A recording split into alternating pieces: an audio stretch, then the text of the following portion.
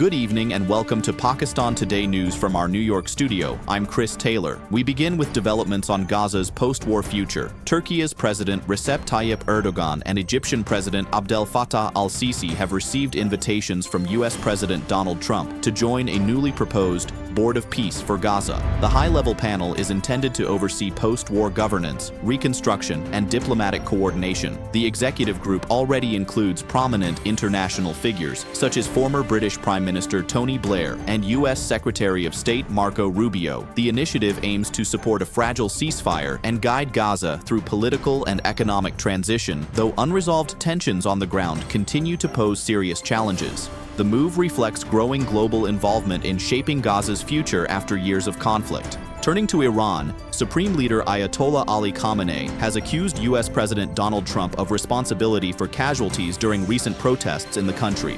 Addressing supporters, Khamenei claimed Washington orchestrated unrest to weaken the Islamic Republic and pursue domination, calling the protests a foreign-backed conspiracy. He blamed the United States for deaths, damage, and what he described as hostile rhetoric against Iran, while insisting Tehran does not seek war.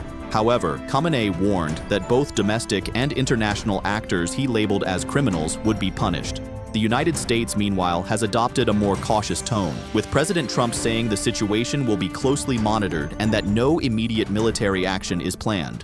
Pakistan is also making headlines on the regional security front. Islamabad is moving to expand its military footprint in the Arab world by negotiating deals to sell fighter jets and weapons to allied states. A near $1.5 billion agreement is reportedly under discussion with Sudan's armed forces, marking a shift from Pakistan's traditional role of providing military training to becoming a broader security provider. Central to this strategy is a strategic mutual defense agreement with Saudi Arabia, which has shown interest in Pakistan's JF-17 Thunder fighter jets. Iraq and Libya have also expressed interest, though analysts caution Pakistan will need to carefully balance complex regional politics to sustain these partnerships. We now turn to domestic developments in Punjab, where preparations are underway for a major cultural event.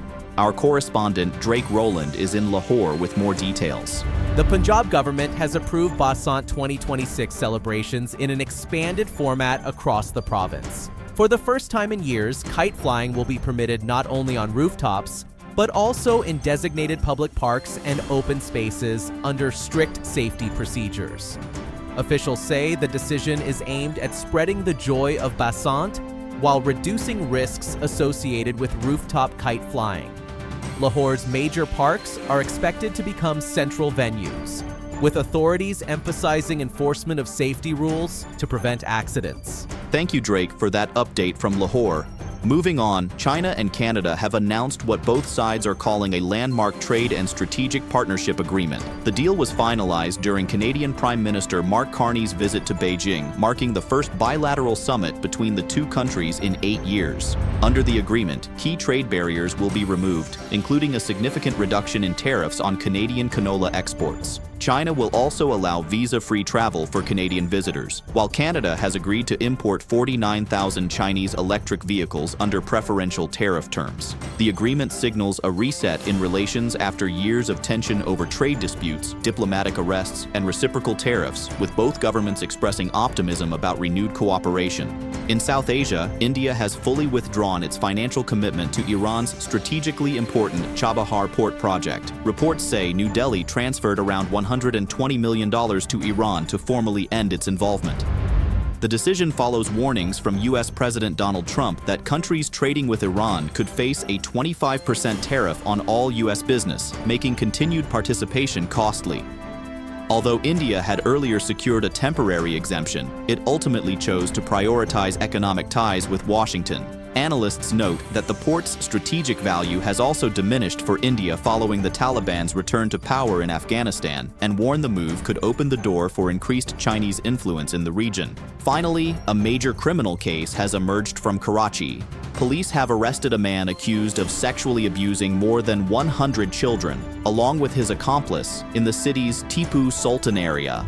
The main suspect, identified as Imran, allegedly targeted boys aged 12 to 13 over several years, luring them on his motorcycle before committing the crimes near the Malir River.